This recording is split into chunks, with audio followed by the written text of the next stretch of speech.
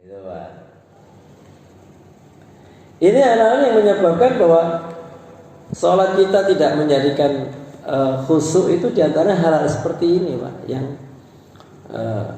Yang paling harus kita perhatikan itu adalah ketika kita sholat itu jangan pernah sholatnya tumak ninanya itu terlalu cepet, ya kan? Itu juga menyebabkan sholat kita nggak akan khusyuk. Tenang saja namanya sholat, ya, baik sholat sunnah maupun sholat fardu, ya kan? Di rumah itu diupayakan Pak kalau sholat itu. Nah seperti ini ya hadis yang berikut ini masih dari Anas. Wa anhu qala kana kiramun li Aisyatis satarat bihi janiba baitiha faqala laha Nabi sallallahu alaihi wasallam amiti anna kiramaki hada, kata Nabi itu, fa innahu la tazalu tasawwaruhu ta'ridu li fi sholati, rawahul Bukhari.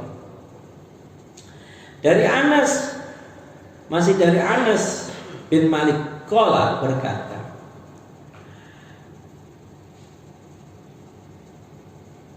kana kiramun adalah satir penghalang apa ya? Pada Aisyah menghalangi atau sebagai satir sutroh di antara di rumahnya. Maka faqala laha, maka kanjeng Nabi itu bersabda kepada Aisyah, amiti anna, kata kanjeng Nabi itu, jauhkan, singkirkan dari kami kiramaki, satirmu itu, ya kan? Satirmu ini, gitu. Fa innahu, karena dia itu mengganggu ketika di dalam mengerjakan sholatku. Jadi ketika mengganggu sholatnya kanjeng Nabi gitu maksudnya. Kenapa kok satirnya itu? Karena gambar-gambarnya gitu. Fa innahu la tazalu, karena sesungguhnya gambar-gambarnya satir itu mengganggu sholatku, kata Nabi. Nah ini Pak, makanya ini saya bilang bahwa yang bagus itu rumah kan polos-polos aja, nggak usah pakai gambar-gambar. Itu juga banget mengganggu. Kalau misalnya kain buat sat sutroh, buat penghalang, itu misalnya di depan kita, itu yang polos-polos aja, nggak usah kasih batik, kasih apa gitu, kalau bisa itu. Kan biasanya kan ada yang ada gambarnya gitu, itu mengganggu. Makanya hal-hal yang semacam ini termasuk yang di luar apa namanya tadi yang saya faktor lingkungan, ya kan? Termasuk faktor lingkungan yang lain yang saya bilang kemarin itu, memakai kaos atau baju yang ada gambarnya, entah gambar partai atau gambar artis, itu kan biasa kalau mengidolakan itu kan kaos bola di bawah gitu, di bawahnya gitu kan gambarnya pemainnya gitu di situ, bawa sholat gitu. Kalau bisa jangan. Karena apa? Karena itu bisa mengganggu konsentrasi lingkungan yang lainnya. Bapak sekalian, faktor apa lagi selain di lingkungan itu, apa namanya, yang mengganggu sholat kita? Nah ini kata kanjeng Nabi juga bahwa kalau sholat itu jangan di depan makanan. Nah itu juga mengganggu Pak. Nih kayak misalnya kalau kita mau sholat, ya, di depan kita itu ada hidangannya, singkirkan dulu hidangannya. Karena begitu ada pisang goreng, gedang goreng itu, kita sholat di depannya gitu, wah tergoda nanti. Ini emang juga pisang goreng gitu. Apa kemudian bapak ambil gitu, lagi sholat, at-tahiyatul gitu. Mungkin lah. Kalau makruh itu Pak. Bapak sekalian, nah terus lagi ini apa yang disampaikan Kanjeng Nabi? Wa'an Jabir ibni Samurah radhiyallahu anhu qala Rasulullah sallallahu alaihi wasallam la yantahiyanna aqwamun yarfa'una absarahum ila samai fi sholatin aw la tarji' ilaihim, rawahu Muslim. Dari Jabir Samurah bin Samurah radhiyallahu anhu berkata, qala Rasulullah sallallahu alaihi wasallam, Rasulullah sallallahu alaihi wasallam bersabda, la yantahiyanna, lebih baik ya kan dari seorang kaum itu yarfa'una absarahum, jangan mengangkat pemandangan mereka ke langit, berhentilah gitu maksudnya. Layang-layang itu sebuah kaum berhentilah untuk memandang ke arah langit atau ke atas di dalam sholat. Nah, apa pernah nggak sholat begini? Oh, gitu. Lihat langit itu. Kalau dulu kan memandang ke atas lah, pokoknya memandang ke atas. Itu kan? Itu hukumnya makruh. Ya. Kalau melakukan pekerjaan yang makruh itu kan sesuatu yang sia-sia. Itu Pak. Pahalanya pasti tidak ada. Jadi jawab ke langit. Madhab ke langit. Terus tidak mau balik lagi ke sini gitu. Ya, itu pernah terjadi. Bapak pernah yakin ada yang pernah waktu sholat itu madhab begini. Ada apa itu? Gitu ya. Begitu ada curut dan abu itu begitu kejatuhan. Iya, saya pernah Pak di rumah, ya, lagi sholat kan, tikus kejar-kejaran bajing, ya kan plafon saya itu ya jebol gitu kan. Begitu ini lagi sholat, begitu jatuh tikus dua, lari kemana? Akhirnya kita kaget yang luar biasa. Nah ini dalam semacam ini kan menyebabkan tidak khusyuknya sholat. Terus apa yang terjadi? Sholatnya gimana? Diterusin tidak? Terusin kan? Teruskan. Ya. Untung nggak ngetain saya gitu tikusnya. Tikusnya tahu ngeles dia. Bukan saya ngeles, tapi tikusnya yang ngeles. Yang depannya yang dobok gitu. Dua Pak tikus dua, gede-gede segini-gini. Ya, kejar-kejaran plafon saya. Akhirnya saya ganti. Saya ganti lurus begitu. Dulu begini dekat sama apa namanya atap. Jadi ngikutin atapnya gayanya gitu. Nah itu terjadi. Nah ada nggak kira-kira Bapak pengalaman sholat tapi yang Bapak waktu itu sholat seolah-olah khusyuk tapi nggak khusyuk? Apa hari-hari seperti itu kita ya? Sholatnya wah buahnya kayak orang khusyuk, nggak taunya di otaknya pikirannya macam-macam.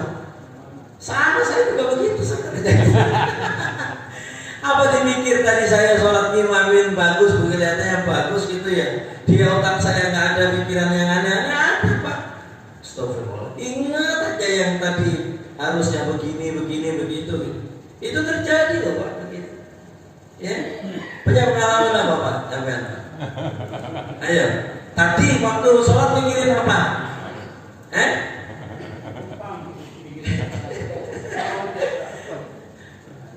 Utang aja kan ada kepikiran waktu sholat, ya. Tapi kalau ngaji begini kan nggak memikirin utang kan?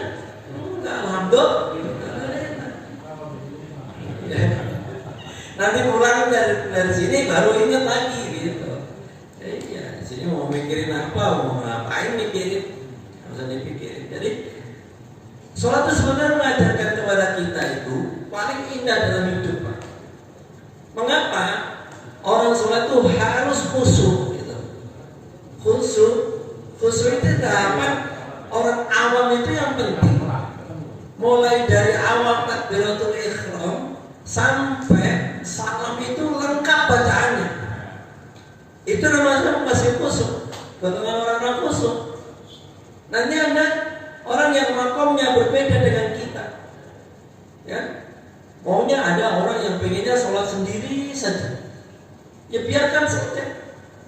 Ada yang mengatakan saya sholatnya bersama malaikat, ya begitu. Kan gaya ngomongnya itu, sholatnya sama malaikat. Malaikat di sopo, gitu kan. Nggak usah kita omong. Jadi gitu loh, Pak. Orang ibadah itu jangan gampang kita ngomongin ibadahnya teman kita. Kita nggak tahu masalahnya. Kita tiap hari rajin ke musola, belum tentu ibadah kita punya nilai di hadapan Allah. Tapi saya yakin kalau kita mau pergi ke musola, mau jamaah, pasti diterima salatnya oleh Allah. Kenapa? Al-jama'atu rahmatun. Jamaah itu adalah rahmat. Iya itu. Terus berapa banyak rahmatnya, perbandingannya sendiri dan itu udah tahu semua itu. Ya. 27 rahmat. Jadi setiap waktu Allah itu turunkan 27 rahmat buat kita. Untuk siapa? Untuk mereka yang berjamaah. Yang tidak berjamaah ya cuma satu. Kan begitu.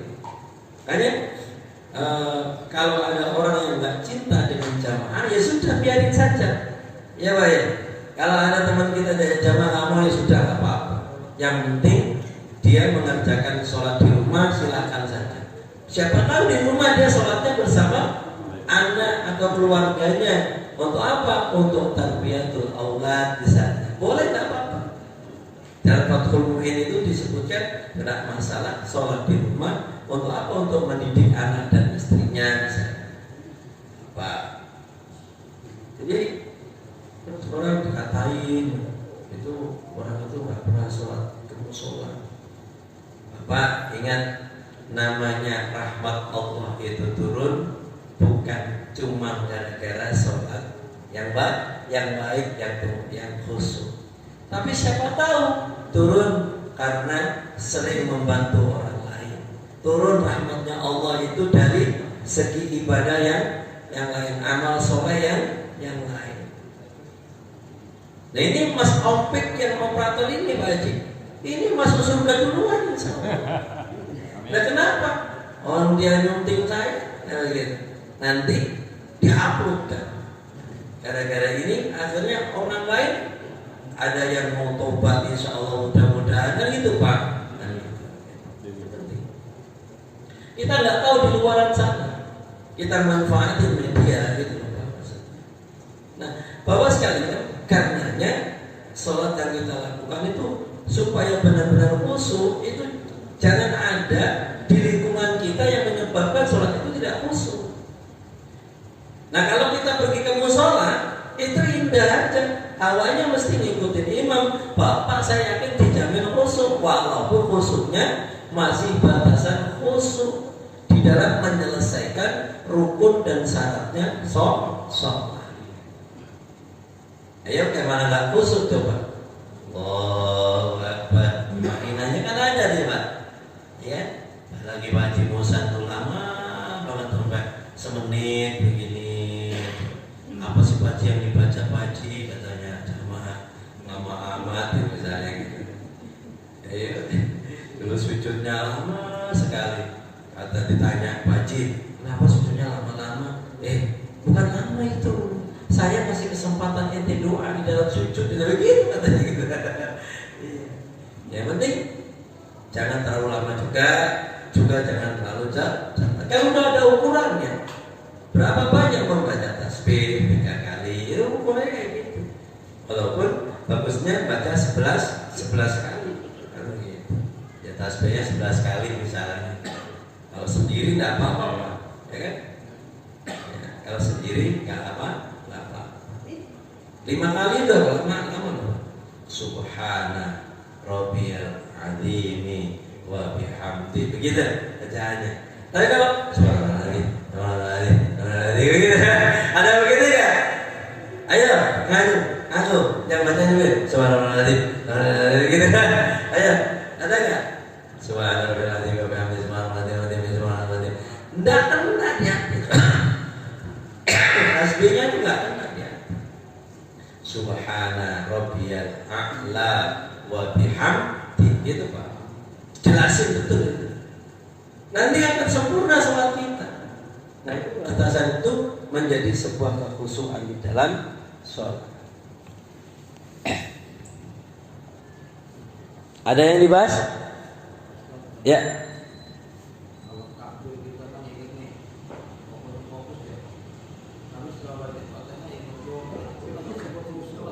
Ya. Nah itu tadi kan sudah saya sampaikan.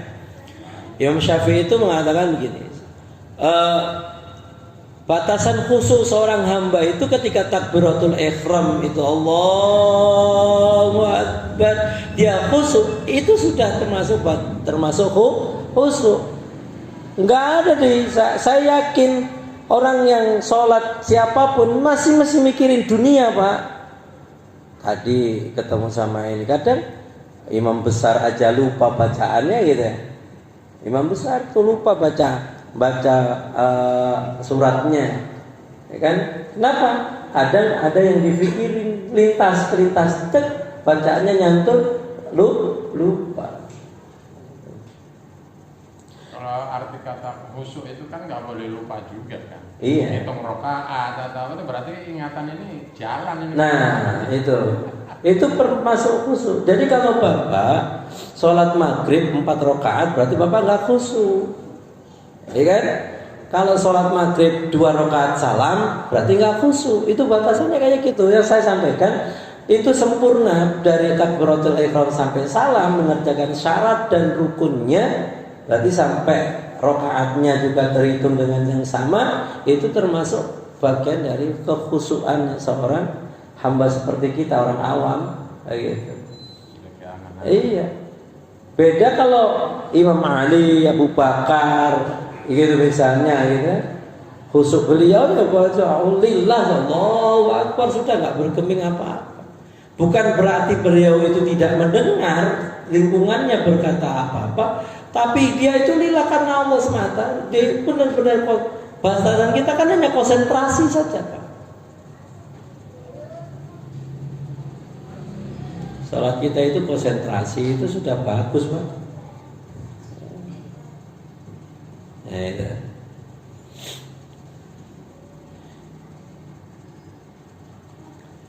Walahu an Aisyah radhiyallahu anha qalat sami'tu Rasulullah sallallahu alaihi wasallam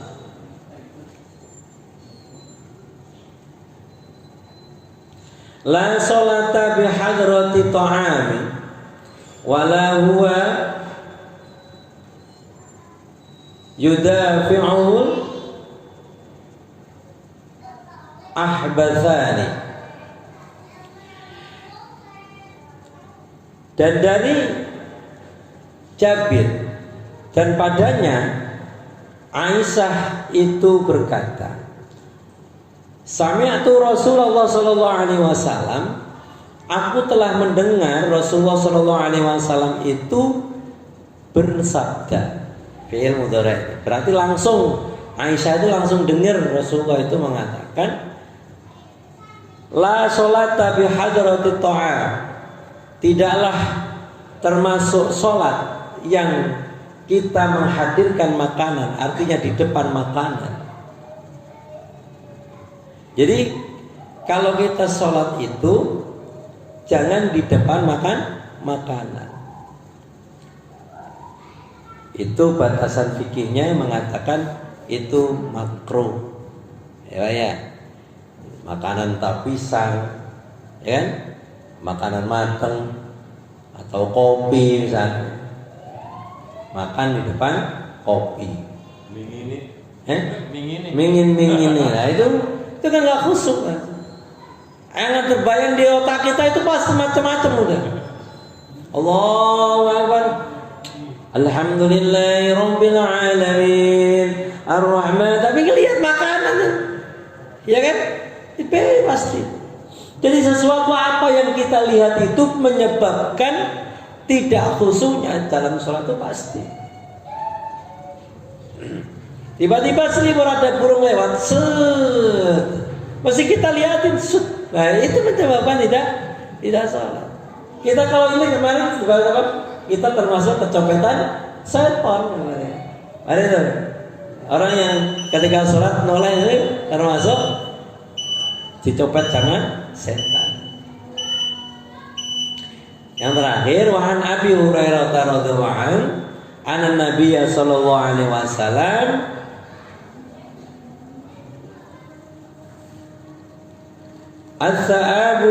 as-sa'ubu min asy-syaitani fa idza tasa'aba ahadukum falyaqdim mastata'. Bapak sekalian, dari Abu Hurairah radhiyallahu anhu sesungguhnya Kanjeng Nabi Muhammad SAW bersabda, "As-sa'ubu minasyaiton." Angop itu termasuk perbuatan syaitan. Jadi Bapak kalau sholat subuh itu ya biasanya suka angop. Kalau Pak Haji baca surat At-Taghabun itu, atau baca surat At-Talaq itu suka lama kan, berarti kan selembar, sebalik begitu, satu muka. Itu lama, tengah-tengah angop. Ya, hindarkan itu, karena itu adalah angop itu termasuk perbuatan dari setan. Faiza, dan apabila kalian anggap itu falyaqdim, maka hendaklah dia empet, kalau bahasanya itu, ya kan? Sekuat mungkin, ya kan? Atau pengen membuang hadas, dua-duanya itu, pengen kentut, atau pengen buang hajat itu diempet, falyaqdim. Maka harus diusahakan semampu Mas Toto sampai semampunya di dalam sholat. Jadi kalau di dalam sholat itu, bapak-bapak kalau misalnya pengen pipis atau pengen keluar, itu kan pengen gitu kan, misalnya pengen keluar kentut itu harus ditahan sekuat dan semampunya. Kalau nggak kuat itu udah batal. Karena membatalkan sholat secara sengaja itu dosa. Ya, jadi benar biar kentut aja berat gitu.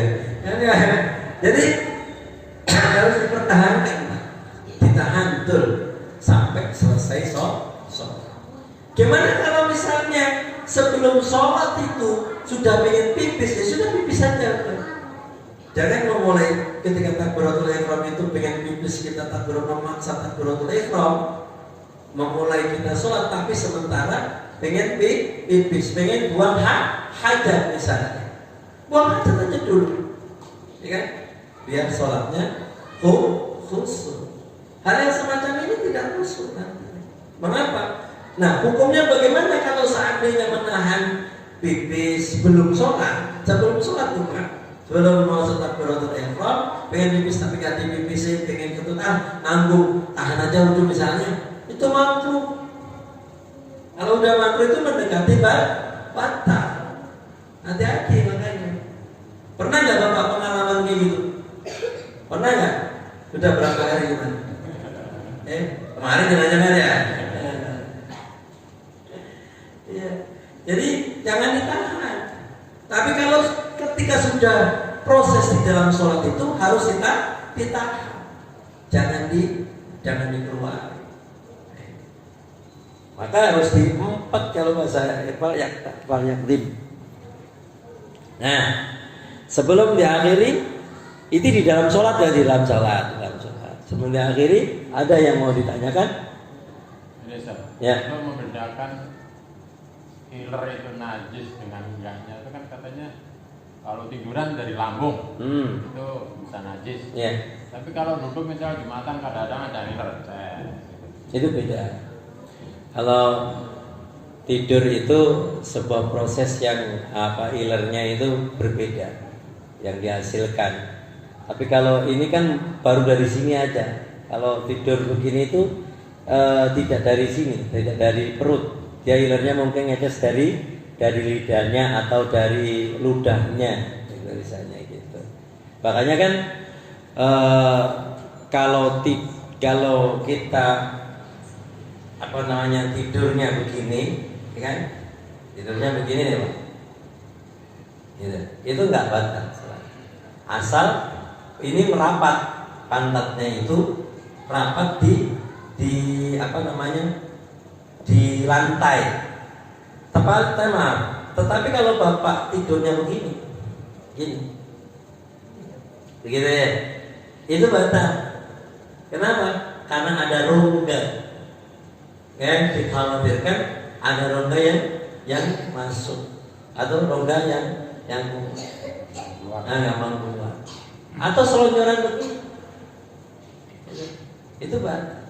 Makanya kalau Bapak Jumatan itu ini aja, kalau mau niat tidur waktu Jumatan lumayan kan 10 menit khotbah ya. Ada di rumah kan ngantuk banget tuh, Jumatan aja lah. Masa iya sih nanti ketika saya selesai khotbah nggak dibangunin misalnya gitu. Niat tidur aja udah. Dapat Jumatan, dapat itu. Ya kan? Loh, apakah batal sholat Jumatnya? Ya udah, sholat nggak sempurna saja nanti. Ya.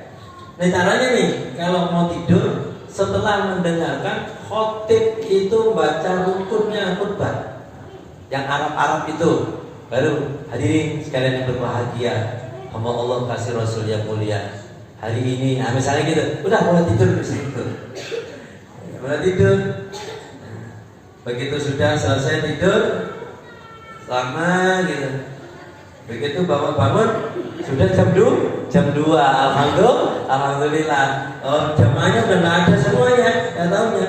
Ternyata nggak tidur. Kalau kadang-kadang pada tidur di musola ini kan ada yang kejadiannya kan begitu. Iya.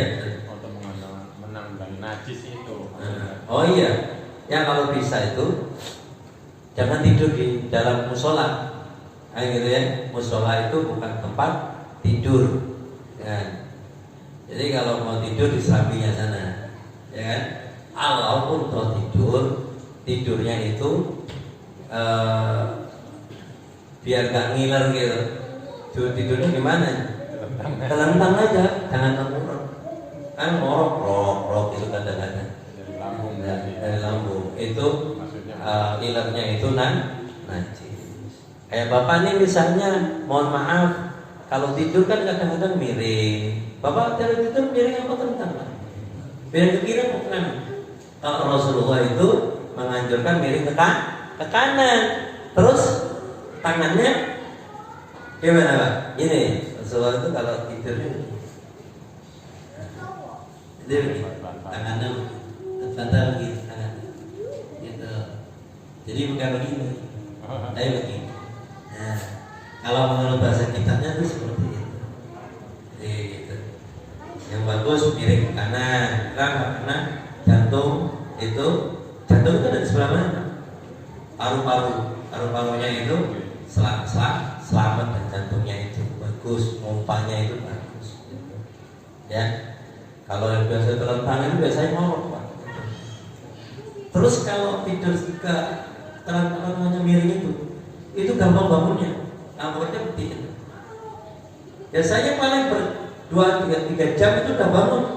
Lihat jam 3. Alhamdulillah ya Allah, kau bangunkan aku jam 3. Aku langsung ke kamar mandi, pipis, kemudian tidur lagi. Ya Alhamdulillah. Itu jamaah al-minah gitu. Oh enggak, kalau di sini mah Pak Haji mah langsung sholat tahajud. Ayo Pak, semangat ya, semangat sholat tahajudnya. Insya Allah tambah berkah. Ini mumpung masih bulan Muharram, sama-sama ayo kita bermunajat dengan Allah, kepada Allah. Insya Allah Allah ampuni dosa-dosa kita. Amin ya rabbal alamin. Al-Fatihah. أعوذ بالله من الشيطان الرجيم بسم الله الرحمن الرحيم الحمد لله رب العالمين الرحمن الرحيم مالك يوم الدين إياك نعبد وإياك نستعين اهدنا الصراط المستقيم صراط الذين أنعمت عليهم غير المغضوب عليهم ولا الضالين Amin. Terima kasih. Hadanallahu wa iyyakum ajma'in. Assalamualaikum warahmatullahi wabarakatuh.